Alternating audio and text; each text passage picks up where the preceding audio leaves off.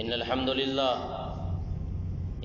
لله نحمده ونستعينه ونستغفره ونؤمن به ونتوكل عليه ونعوذ بالله من شرور أنفسنا ومن سيئات أعمالنا من يهده الله فلا مضل له ومن يضلله فلا هادي له وأشهد أن لا إله إلا الله وأشهد أن محمدا عبده ورسوله أرسله بالحق بشيرا ونذيرا أما بعد فإن خير الحديث كتاب الله وخير الهدي هدي محمد صلى الله عليه وسلم وشر الأمور محدثاتها وكل محدثة بدعة وكل بدعة ضلالة وكل ضلالة في النار. فقد قال الله تعالى في موضع آخر: بسم الله الرحمن الرحيم كل نفس ذائقة الموت رب اشرح لي صدري ويسر لي أمري واحلل عقدة من لساني يفقهوا قولي رب زدني علما اللهم رب زدني علما. ہر قسم کی تعریفات و ساری برائی و یکتائی اس اللہ رب العالمین کے لیے ہے جس نے ہم تمام انسانوں کو اشرف المخلوقات بنایا اور ساتھ ہی ساتھ ہماری رہبری کے لیے ہمیں سیدھے راہ پر چلنے کے لیے اللہ تبارک و تعالی نے نبیوں اور رسولوں کا سلسلہ جاری رکھا. درود و سلام کا نزول ہو ان تمام انبیاء کرام کے اوپر، خصوصاً کے ساتھ ہمارے آقا نامدار تاجدار مدینہ احمد مصطفیٰ محمد مصطفیٰ عربی صلی اللہ علیہ وسلم کے اوپر لاکھوں کروڑوں درود و سلام نازل ہو. اللہم صل وسلم وبارک علیہ. حضرات گرامی، ہمارا جو خطبہ کا سلسلہ چل رہا تھا وہ یہ کہ اللہ کے نبی تمام دونوں جہانوں کا رحمت للعالمین، اشرف الانبیاء، تمام نبیوں کا سردار جناب محمد الرسول اللہ صلی اللہ علیہ وسلم کی آخری جو پیشن گوئی تھی، میرے بھائی اور دوستو، اسی کے بارے میں میں بات کر رہا تھا. اللہ کے نبی جناب محمد الرسول اللہ صلی اللہ علیہ وسلم جب آخری حج کر کے مکہ سے مدینہ لوٹے، کچھ دنوں کے بعد سفر کی 30 تاریخ کو اللہ کے نبی کو بخار آیا. اسی درمیان مدینہ کے اندر ایک صحابی کا انتقال ہو گیا. آپ اس کے جنازے کے اندر شامل ہوئے. آپ نے اپنے سر پر کپڑا باندھے ہوا تھا، اپنے جسم مبارک کو چادر سے ڈھانکے ہوا تھا. حضرت عبداللہ ابن مسعود، ابو سعید خدری، حضرت عمر فاروق رضی اللہ تعالی عنہما یہ حدیث کے راوی ہے. اللہ کے نبی سے اس کا جسم ٹچ ہو گیا. جب جنازے سے واپس آ رہے تھے تو نبی کے جسم سے ایک صحابی کا ٹچ ہو گیا، چنانچہ آپ کا جسم بہت زیادہ گرم تھا. اتنا گرم تھا کہ وہ صحابہ کہنے پر پوچھنے پر مجبور ہو گئے کہ اللہ کے نبی آپ کو لگتا ہے کہ بخار ہے؟ اللہ کے نبی نے کہا کہ ہاں مجھے بخار ہے، اور نبیوں کا بخار عام آدمیوں کے بنسبت ڈبل ہوتی ہے، دگنا ہوتی ہے۔ نبیوں کا درد، نبیوں کا تکلیف عام آدمیوں کے بنسبت ڈبل ہوتا ہے۔ مجھے بہت زیادہ بخار ہے، اللہ کے نبی جناب محمد رسول اللہ جب گھر گئے، اپنی بیوی حضرت عائشہ رضی اللہ تعالی عنہا سے سوال کرتے ہیں، واہ کر راس، اے میری بیوی، میرا سر درد سے پھٹا جا رہا ہے، میرے سر کے اندر بہت زیادہ تکلیف ہے۔ میرے بھائیوں اور دوستو، آپ کی بیماری بڑھتی گئی، یہاں تک کہ 7 ربیع الاول کا دن تھا۔ اللہ کے نبی صلی اللہ علیہ وسلم اتنے شدید اس بیماری کی وجہ سے، سخت تکلیف کی وجہ سے آپ کمزور پڑ گئے، لیکن اس کمزوری کی حالت میں آپ اپنے بیویوں کے ساتھ بھی جو بیوی کا تعلقات ہوتا ہے آپ باڑی سے نبھاتے رہے۔ اس دن 7 ربیع الاول کا دن ہے، حضرت میمونہ رضی اللہ تعالی عنہ جو آپ کی بیوی ہے اس کے یہاں باڑی تھی۔ اللہ کے نبی صلی اللہ علیہ وسلم اتنے پریشان، آپ اپنے زبان سے کہنے لگے، وَإِنَ أَيْنَ الْمَكَانِ وَإِنَ أَيْنَ الْعَشَاءِ، میں کہاں ہوں؟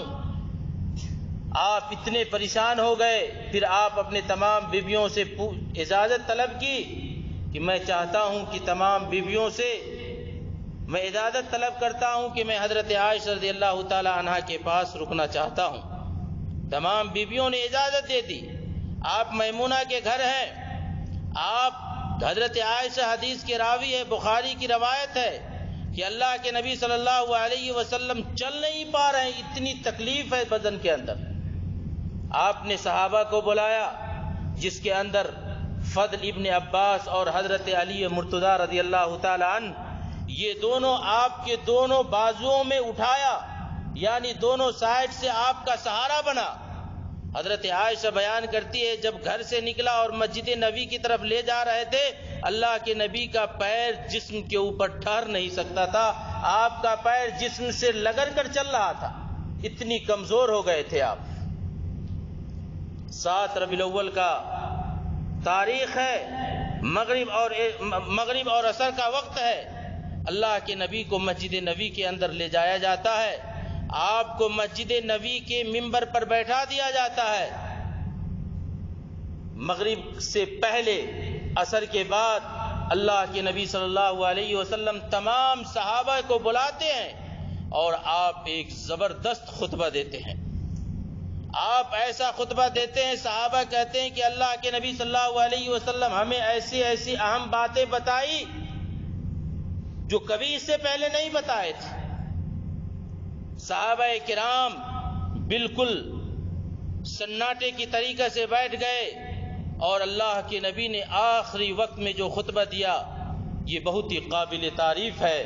ہم مسلمانوں کو اس آخری خطبہ کے اوپر عمل کرنا چاہیے، اور ایسی ایسی باتیں بتائی جو قابل غور ہے۔ اللہ کے نبی اسی خطبہ کے اندر جب آپ خطبہ شروع کیے تو آپ سب سے پہلے شہدائے وحد کے لیے مغفرت کی دعا کی۔ اسی خطبہ کے اندر آپ نے صحابہ سے کہا کہ اے میرے صحابہ، تم مہاجرین کا خیال رکھنا، کیونکہ یہ مہاجرین نے اسلام کے خاطر، ایمان کے خاطر، اس نے اپنی جان کو، اپنے مال کو، اپنی دولت کو، اپنی جائیداد کو انہوں نے چھوڑ دیا، انہوں نے اپنا شہر چھوڑ دیا، انہوں نے سارا کچھ اس اسلام کے خاطر داؤ پہ لگا دیا۔ اے میرے صحابہ، ان مہاجرین کا تم خیال رکھنا۔ مہاجرین کا تعریف کرتے ہوئے اسی خطبہ کے اندر اللہ کے نبی نے کہا اے میرے صحابہ، تم انصار کا خیال رکھنا، کیونکہ یہ انصار ہمارے خاص لوگ ہیں۔ انہوں نے ہمارے مسلمانوں کو، جو لوگ مدینے سے واپس آئے تھے یا جو ایمان قبول کیے تھے، اسلام قبول کیے تھے، انہوں نے ان کا ساتھ دیا، انہوں نے مال کے اندر تقسیم کر کے مہاجر کو دیا، انہوں نے سارا پراپرٹی تقسیم کر کے انہوں نے اس کی مدد کی۔ یہ میرے خاص لوگ ہیں، اس لیے تم انصار کا دیکھ بھال کرنا۔ اسی خطبے کے اندر اللہ کے نبی نے فرمایا الصلاۃ او ما ملکت ملکت ایمانکم، اے لوگو، اے میرے صحابہ، تم نماز کا خیال رکھنا۔ یہ عاشقان رسول کی علامت ہے کہ ہم نماز کا خیال رکھیں۔ سال میں ایک مرتبہ ڈھولی تازہ بجانے سے عاشقان رسول نہیں ہے۔ اللہ کے نبی آخری خطبے کے اندر کہہ رہا ہے الصلاۃ، اے لوگوں نماز کا خیال رکھنا، او ما ملکت ایمانکم، اور جو تمہارے ماتحت میں ہے، تمہاری لونڈی ہے، تمہاری بیوی ہے، تمہارے بچے ہیں، تمہارے رشتہ دار ہے، جو تمہارے ماتحت میں ہے، اس کا تم خیال رکھنا۔ آج تو ماں باپ کو ہم پہلے ہی چھاڑ دیتے ہیں کیونکہ ہمارے ماتحت میں وہ بھی آتا ہے۔ اللہ کے نبی کا آخری خطبہ، اسی خطبے کے اندر اللہ کے نبی نے فرمایا ان اللہ خیر عبدا بین الدنیا وبین ما عنده۔ اللہ کے نبی اسی خطبے کے اندر فرماتے ہیں کہ اللہ تبارک و تعالیٰ نے ایک بندے کو اختیار دیا ہے، یا تو تم دنیا کی زیب و زینت کو لے لے، یا تو تم دنیا کی مال و دولت کو لے لے، یا تو تم دنیا کی عیش و آرام کو لے لے، بین الدنیا، دنیا کو اختیار کر لے، وبین ما عنده، یا تو میرے پاس آ جا۔ فاختار ذلک العبد، تو اس بندے نے اس بات کو چنا ہے کہ ما عند اللہ، کہ وہ اپنے رب کے پاس چلا جائے، وہ اپنے رب کی بنائی ہوئی جنت الفردوس کے اندر چلا جائے۔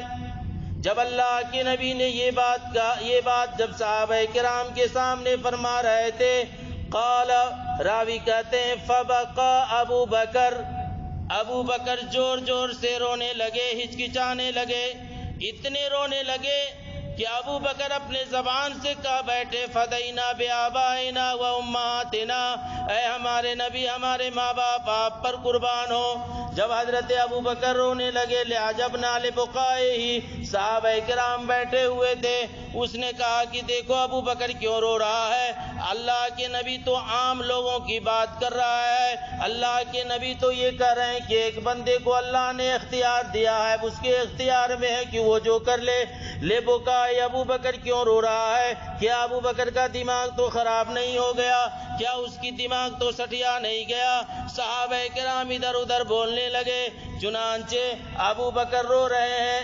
صحابہ کرام کو بعد میں یہ احساس ہوا جب اللہ کے نبی اس دنیا سے چلے گئے تو کہا ابو بکر اسی لیے رو رہے تھے کہ اللہ کے نبی جو خطبہ میں کہہ رہے تھے کسی عام آدمی کے بارے میں نہیں بلکہ وہ خود اپنے بارے میں کہہ رہے تھے۔ ابو بکر ہم میں سے سب سے زیادہ فہم ہے، ذکی ہے، سوچنے والا ہے۔ اسی خطبے کے اندر اللہ کے نبی نے فرمایا ان آمن الناس علی فی مالہ و صحبتہ، ابو بکر، اے لوگو دنیا کے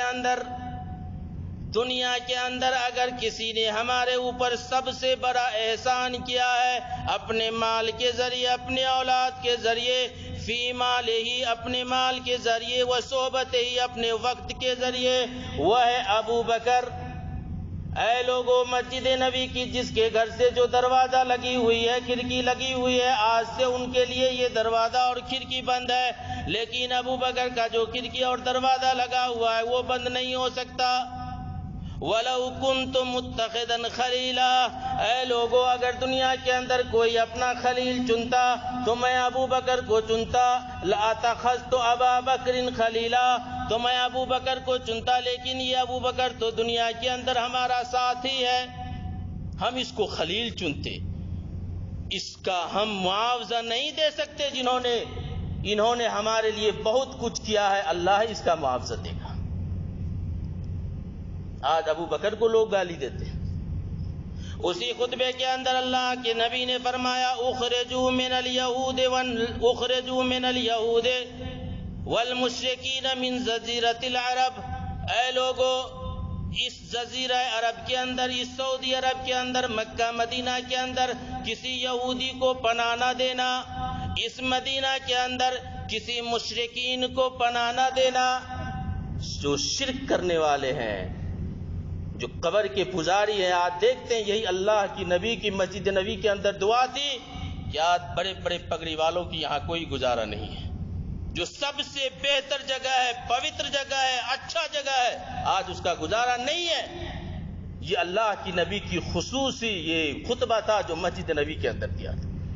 اخرجوا من الیہود والمشرکین من جزیرۃ العرب، ان مشرکوں کو، ان یہودیوں کو اللہ کے ساتھ دوسرے کو شریک کرنے والے کو اس عرب کے اندر کوئی جگہ نہیں دینا. جو قبر کے پجاری ہے، قبر پر سجدہ کرنے والے ہیں، اپنے منتوں کو اس سے مانگنے والے ہیں، اس کا کبھی بھی یہاں رہائش نہیں بنانا. یہ اللہ کے نبی کی بہت بڑی دعا تھی ان لوگوں کے لیے، دعا تھی کہ آج اس کا کوئی یہاں پر کوئی سہارا نہیں. اسی خطبے کے اندر اللہ کے نبی نے فرمایا تھا لعنت اللہ یہود والنصارى اتخذوا قبور انبیائہم مساجدا، اللہ کی لعنت ہو یہودیوں پر، اللہ کی لعنت ہو نصرانیوں پر. اتخذوا قبور، جس نے اپنے نبیوں کو، اپنے انبیاء کرام کو، اپنے بزرگان دین کو، اپنے پیروں کو، اپنے ولیوں کو سجدگاہ بنا لیا ہے. لعنت اللہ کے نبی نے آخری جو جملہ فرمایا تھا، آخری خطبہ دیا تھا، اس کے اوپر اللہ کے نبی نے لعنت بھیجی ہے کہ ان یہودیوں نے اپنے انبیاء کی قبر کو سجدگاہ کی جگہ بنا لیا تھا، ان نصرانیوں نے اپنے نبیوں کا سجدگاہ جگہ بنا لیا تھا، اس کی قبر کو لوگ سجدہ کرنے لگے تھے. اگر جو شخص اپنے نبی کا، اپنے انبیاء کا، پیر کا، مرشد کا اگر سجدگاہ کی جگہ بناتا ہے، اللہ کے نبی کی اس کی لعنت ہے. میرے بھائی اور دوستو، یہ میں اپنے من سے نہیں کہہ رہا ہوں، یہ حدیث آپ کے سامنے میں پڑھ رہا ہوں. اللہ کے نبی اسی خطبے کے اندر فرمایا لعن اللہ یہود والنصارى اتخذوا قبور انبیائہم مساجدا، اللہ کی لعنت ہو یہودیوں پر، اللہ کی لعنت ہو نصرانیوں پر، جس نے اپنے نبیوں کی قبروں کو سجدگاہ بنا لیا ہے. میرے بھائی اور دوستو، یہ اللہ کے نبی کا آخری خطبہ تھا. اس کے بعد اللہ کے نبی صلی اللہ علیہ وسلم خطبہ ختم کیے، مغرب کا وقت تھا، آپ نے مغرب کی نماز بیٹھ کر کے پڑھایا. یہ آپ کا آخری نماز تھا، 7 ربیع الاول کا یہ آخری نماز تھا. آپ نے سورہ طور کی تلاوت کی، نماز ختم ہوئی، گھر گئے. آپ کا سر درد اور آپ کا بخار اتنا تیز تھا، آپ آرام کرنے لگے. عشاء کا وقت ہو گیا. حضرت بلال نے مسجد نبی کے اندر اذان دیا اور بلال نے اذان دینے کے بعد کچھ دیر دیکھے کہ نبی اپنے گھر سے نہیں نکل رہے ہیں. اللہ کے نبی کا دروازہ حضرت بلال نے کھٹکھٹایا اور کہا کہ اے اللہ کے نبی والناس یصلون منتظرون، لوگ آپ کی نماز کے لیے انتظار میں ہیں، آپ جلدی نکلیں. اللہ کے نبی اپنے بیوی کو کہتے ہیں پانی دو، مجھے وضو بنانا ہے. پانی دیا جاتا ہے، وضو بناتے ہیں، وضو بنا کر کے کھڑے ہوتے ہیں، آپ بے ہوش ہو جاتے ہیں. پھر آپ کو پھر دوبارہ ہوش میں آتا ہے، پھر آپ کو پانی دیا جاتا ہے. کئی مرتبہ آپ وضو بناتے ہیں لیکن آپ کو اٹھنے کی طاقت نہیں، اتنے آپ کمزور ہو گئے. میرے بھائی اور دوستو، حضرت بلال ندا دے رہے ہیں اللہ کے نبی والناس یصلون منتظرون، لوگ نماز کے انتظار میں، آپ نماز کے لیے آئے. چنانچہ اللہ کے نبی بار بار بے ہوش ہوتے ہیں، سوال کرتے ہیں کیا لوگوں نے نماز پڑھ لی؟ کہا کہ نہیں نماز پڑھی. آپ جب یہ تنگ ہو گئے، آپ نے یہ دیکھا کہ اب میری طاقت نہیں ہے کہ اب مسجد میں جاؤں.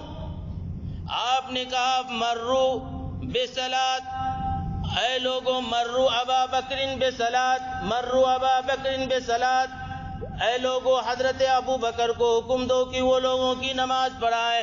جب اللہ کے نبی نے یہ بات کہی تو حضرت عائشہ سوال کرنے لگی کہ اللہ کے نبی آپ ہمارے باپ کو یہ کہتے ہیں، حالانکہ ہمارے باپ تو اتنے کمزور ہیں، جب بھی قرآن پڑھتے ہیں وہ رونے لگتے ہیں، وہ لوگوں کی نماز کیسے پڑھائیں گے؟ حضرت عائشہ کہتی ہے کہ میرے زبان سے تو یہ بات نکل رہی تھی لیکن دل کے اندر یہ چل رہا تھا کہ ابھی نبی زندہ ہے، نبی مرض الموت میں ہے، نبی کی حالت ٹھیک نہیں ہے، نبی کے مصلی پر کوئی دوسرا آدمی کیسے کھڑا ہو سکتا ہے؟ یہ حضرت عائشہ کے دل کے اندر یہ بات چل رہی تھی کہ آپ نہ کہیں میرے باپ کو کی نماز پڑھنے کے لیے. اللہ کے نبی صلی اللہ علیہ وسلم بار بار کہہ رہے ہیں مرو ابا بکرین، ابو بکر کو حکم دو فلیصلی الناس کہ وہ لوگوں کی نماز پڑھائے. حضرت عائشہ اعتراض کر رہی ہے لیکن دل کے اندر حضرت عائشہ دل کے اندر یہ بات چبھ رہی ہے کہ میرے نبی کے جگہ پر کوئی دوسرا کیسے کھڑا ہو سکتا ہے؟ اللہ کے نبی آخر میں کہا عائشہ یہ نبی اور نبی کے رب کا یعنی میرا اور اللہ کا یہ حکم ہے کہ لوگوں کی نماز کی امامت اگر کوئی کرائے گا تو وہ ابو بکر کرائے گا، اور ابو بکر نے نماز پڑھائی۔ اللہ کے نبی صلی اللہ علیہ وسلم کی زندگی میں حضرت ابو بکر نے 17 وقت کی نماز پڑھائی، کیونکہ خمیس کا دن تھا، مغرب کی نماز خود اللہ کے نبی پڑھائے، اور جمعہ کا یعنی جمعہ کی رات عشاء کی نماز، جمعہ سنیچر اتوار 5 یا 15 اور سوموار جو پیر کے دن آپ کا انتقال ہوا، فجر کی نماز یعنی 17 وقت کی نماز حضرت ابو بکر نے نبی کی اس دنیا میں رہتے ہوئے پڑھایا۔ اسی لیے جب اللہ کے نبی اس دنیا سے گئے تو صحابہ کرام نے یہ کہا کہ جب نبی اپنے دنیا کے اندر زندگی کے اندر جب حضرت ابو بکر کو منتخب کیا ہے تو ہمارا خلیفہ نبی کے بعد حضرت ابو بکر ہی رہے گا۔ میرے بھائی اور دوستو، اور بیماری چلتی گئی، بڑھتی گئی، یہاں تک کہ آپ کو بہت پریشانی ہوئی۔ مدینہ کے لوگ جو جڑی بوٹی کے علاج کر رہے تھے، جڑی بوٹی آپ کو پلایا گیا تاکہ آپ کے بدن کے اندر کچھ تخفیف ہو، 7 کنویں کا پانی مدینہ سے منگایا گیا اور ایک جگہ ملا کر کے اللہ کے نبی کو نہلایا گیا تاکہ آپ کو کچھ تخفیف ہو، اور جب جمعہ کے دن یعنی سنیچر کا وقت دن تھا، آپ کو بخار کے اندر کچھ نرمی آئی، طبیعت کچھ آپ کو آسانی ہوئی، آپ اپنے حجرہ سے نکلتے ہیں مسجد نبی کے گیٹ کے اوپر، اور آپ صحابہ کرام کو یہ خطاب دیتے ہیں کہ اے صحابہ کرام کی جماعت ہو، یہ تیرا نبی آج تیرے ساتھ ہے، اگر تیرا نبی تیرے ساتھ کوئی ظلم کیا ہے تو تیرے نبی کا پیٹھ تیرے سامنے حاضر ہے، وہ آ کر کے بدلہ لے لے۔ اے میرے صحابہ، اگر میرے اوپر کسی کا قرض ہے وہ آج بول دے، میں وہ قرضہ دینے کے لیے تیار ہوں۔ آپ نے اپنے تمام نوکر خادم کو بلایا، سب کو آزاد کر دیا، عائشہ سے سوال کیا گھر میں کچھ ہے؟ کہا صرف 9 درہم ہے، کہا ان لوگوں میں تقسیم کر دو۔ عائشہ کہتی ہے کہ ان بیماری کے ایام میں میرے گھر میں ذرا سا بھی تیل نہیں تھا کہ ہم دیا کو جلائیں، چراغ کو جلائیں کہ ہمارے گھر میں روشنی ہو۔ میں بغل پڑوسی سے وہ تیل منگایا اور میں نے اللہ کے نبی جس کمرے میں تھے میں نے روشنی کیا، اتنی غریبی کی حالت تھی، کھانے کو کھانا نہیں تھا، کھجور اور پانی سے ہمارا گزارا چل رہا تھا۔ ایک صحابہ اٹھے اور کہا اللہ کے نبی آپ کے پاس ہمارا 2 درہم باقی ہے۔ کہا میں نے کب لیا؟ کہا ایک مزدور ضرورت مند آیا تھا، اس نے مطالبہ کیا تو آپ نے کہا کہ ہے کوئی آدمی جو اس کا ضرورت پورا کر دے، میں اس کا دوں گا۔ اللہ کے نبی نے کہا حضرت علی سے کہ علی تم 2 دینار اس کو دے دینا۔ پھر ایک صحابہ اٹھتے اور کہتے اللہ کے نبی ہمارے ذمہ ہے 2 دینار آپ کو دینا۔ حضرت علی سے کہا کہ علی یہ 2 دینار لے لینا اور بیت المال کے اندر رکھ لینا۔ میرے بھائی اور دوستو، یہ نبی کے آخری لمحات ہے۔